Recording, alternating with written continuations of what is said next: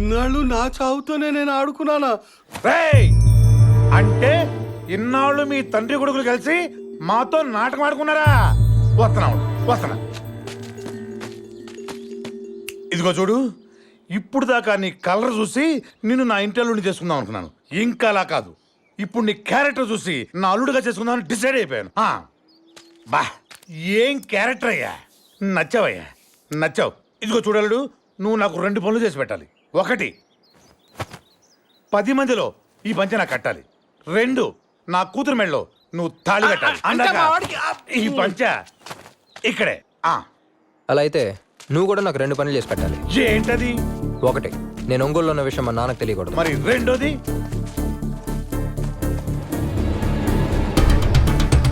నేను చెప్పే వరకు వీడు నీ దగ్గరే ఉండాలి. ఈ విషయం ఎవరికి తెలియకూడదు. చెబుతాం. మరి మనల్ని మామూలుగా అడిగితేనే తిన్నగా చెప్పాం. ఇంతకీ ఎవడీడు? అరే వీడు మంగబాబు. మా నాన్న గురించి ఆది కేసులు చెప్పడం నీ బాధ్యత అనుకున్నాం, కానీ వాడు మా నాన్నని చంపడానికి వీడిని ఇక్కడ పంపాడు. అప్పుడు వీడిని తీసుకెళ్లి మార్కెట్లో అప్పు చెప్తే వాడేంటో తెలిసిపోతుంది కదా. వాడు అంత ఈజీగా బయటపడిపోవడం. ఒక చెడ్డోడిని మనం డైరెక్ట్ కొట్టచ్చు, కానీ వాడు మంచి అనే ముసుగేసుకున్న చెడ్డోడు. నమస్కారం అయ్య గారు. అప్పటికి వాడిని బయటికి రప్పించడానికి చాలా ప్రయత్నించాను. 10 ఏళ్ల వయసులో వాడి కళ్ళెదురుగానే వాడి మనిషిని కొట్టాను. బయటికి రాలేదు. మార్కెట్లో జరిగే ప్రతి గొడవలో తలదూర్చాను.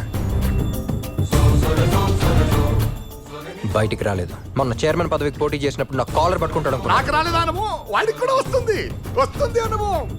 అప్పుడు రాలేదు. ఆఖరికి వాడు ప్రాణం కన్నా ఎక్కువగా ప్రేమించే వాడు కూతురుతో నిశ్చితార్థం చేయించుకున్నాను. దొంగ నా కొడుకు.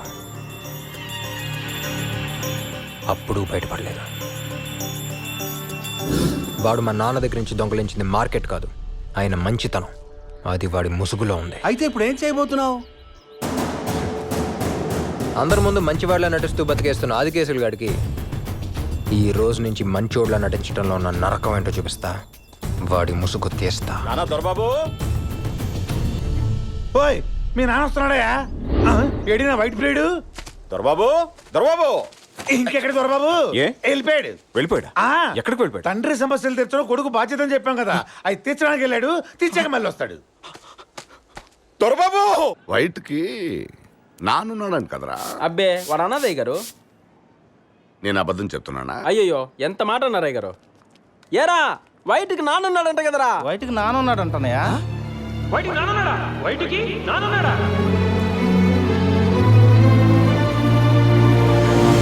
అడుగుతుంటే మాట్లాడవే, చెప్పు. అయ్యో, మీ నాన్న సంగతి తెలిస్తే నిన్ను, నీ పార్ట్నర్ అయినందుకు నన్ను ఈ మార్కెట్ లో పాతేస్తాడు. బయట నిజంగా నీకు నానున్నాడా? ఏమా అందరూ అడుగుతున్నారే, నీకు నానున్నాడా? ఉన్నాడు. నాకు నాన్న ఉన్నాడు, కానీ ఉన్నా లేనట్టే. అందుకే చెప్పలేదు. నాకు చిన్నప్పటి నుంచి జీవితంలో ఏదో ఒకటి సాధించాలని కోరిక ఉండేది, పైకి రావాలని తపన ఉండేది. అలాంటి వాడిని టప్పి మన కొట్టుకు మూల పడేసేవాడు మా నాన్న. అది భరించలేక 12 ఏళ్ల వయసులో నరకాన్ని నుంచి దూరంగా వచ్చి ఈ ఊళ్ళో అడుగు పెట్టాను. మీ ఇంట్లో ఒక 12 ఏళ్ల కుర్రోడు ఇల్లు వదిలేసి పారిపోతే మీరు అతని కోసం వెతుకుతారా లేదా? ఎక్కుతాం బాబు. కానీ మా నాన్న ఏం చేశాడు తెలుసా? నేను బతుకుండగానే చచ్చిపోయానని చెప్పి నాకు పిండం కూడా పెట్టాడు. అలాంటి మనిషిని అక్కడ పెట్టుకుని నాకు నాన్న ఉన్నాడు అని ఎవరైనా చెప్తాడా? ఎంతైనా నాన్నంటే నాన్నే కదరా. సరే మామయ్య, నువ్వు అంతగా బతిమాలుతున్నావు కాబట్టి మా నాన్నని క్షమించేస్తాను. మా నాన్న ఎక్కడ మామయ్య? ఘాటు. మీ నాన్న ఎక్కడ? అయ్యగారు అడుగుతావేంటి? అదేంటి, ఆ దుర్గాన్ని పంపించి మీరే తీసుకురమ్మన్నారంట కదా? అవునా, నిజమేనా అయ్యగారు? మామయ్య, మా నాన్న కొంచెం తొందరగా తీసుకురామని చెప్పు. అది పెళ్లి పనులు త్వరలో ఉన్నాయి కదా, రమ్మని చెప్పాను. వచ్చేస్తాడు. ఓకే. అయ్యగారు ఎంత అందంగా ఉన్నారు. అది అయ్యగారు, మీ పని అయిపోయింది అయ్యగారు. ఆడి జేబులో ఫోన్ ఎట్టిరా. అబ్బో, తగ్గించేసుకుంటున్నాడేంటో. ఇటీ. హలో రే మంగబాబు. ఆడేవాడు నీ బాబా? ఈ ఫోన్ మంగబాబుదేనా? కాదు, నోకియాది. రే మంగబాబు ఎక్కడా? నిచ్చినేస్తే ఆడేంట్రా, ఎవడైనా ఎక్కుతాడు. ఇది 9849013299 ఉండి చూచి చెబుతా. 9848023598. రేయ్ అది నా నెంబర్ రా. ఏమో మరి ఇక్కడ అదే చూపిస్తుంది. ఇప్పుడు ఏం చేద్దాం? రేయ్ నేనేం అడుగుతున్నా నువ్వేం చెప్తున్నా నీకు తెలుస్తుందా? నువ్వేం అడుగుతున్నావు నీకే తెలియకపోతే నేనేం చెప్తున్నా నాకంటే తెలుస్తుంది భయ్యా. నీకేమైనా పిచ్చనో ఎవరో? రేయ్ తిక్కను తట్టుకుంటా, పిచ్చనవా పగిలిపోతే. రేయ్ దమ్ముంటే అడ్రస్ చెప్పరా, అక్కడే ఉండు. వస్తున్నా ఉండు. ఆగాలు. అరే ఉన్నదమ్మ ఒకటి అయిపోయింది, ఇప్పుడు ఎలా?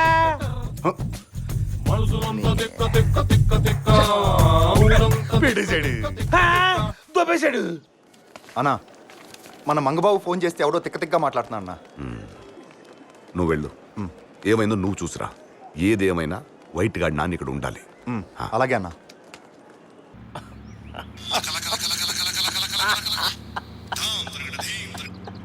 ఎరా బండి చదువుతున్నావా? సినిమా చూస్తున్నానన్నా. పుట్టి కూడా ఒకటి తప్పించుకుందరా. ఏం చేయమంటావు? ఇంకా ఊరు దాటి ఉన్నాడు, ఆయన గుర్తుపట్టి పట్టుకొచ్చారా తిక్కలో. లైన్లో ఉండు అన్న, ఒకసారి దిగన్నా.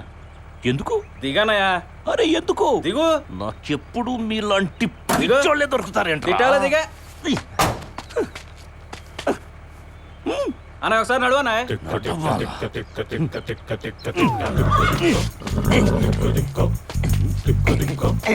అన్నదా ఎక్కువ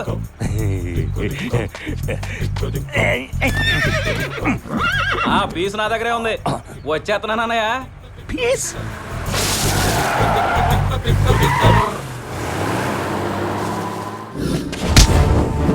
ఇదిగోనయ్యా తీసుకో. బహిరంగ వేలంలో మాత్రమే సరుకు అమ్ముకొని ఎలక్ట్రానిక్ టాటా ద్వారానే డబ్బులు వేయించుకోగలరు.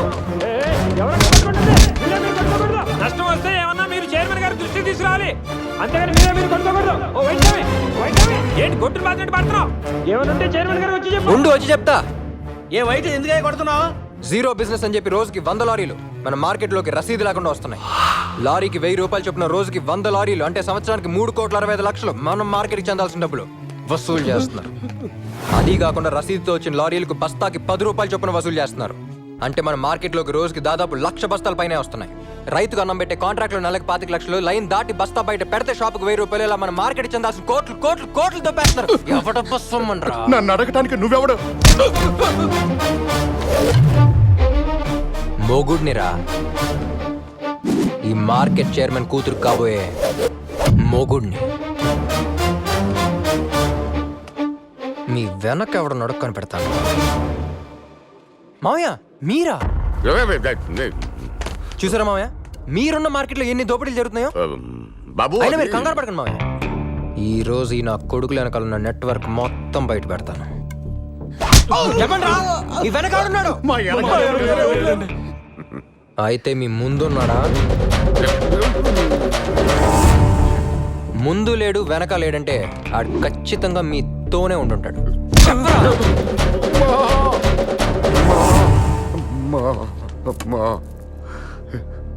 ఏమైంది మావయ్య? ఇలాంటి వాళ్ళని నమ్మినందుకు చాలా బాధపడుతున్నాను. వాళ్ళని కొట్టి గొడవ పెద్ద చేస్తే ఇంకా బాధపడతాను. అందుకే మావయ్య, ఇంకెక్కడెక్కడ ఏం తప్పులు జరుగుతున్నాయో తెలుసుకోవడానికి service tax, sales tax, income tax అని ఉన్న డిపార్ట్మెంట్లు అన్నింటినీ పిలిచి పడుతుపా. ఈ పాటికి రేట్ కూడా మొదలైపోయి ఉంటుంది.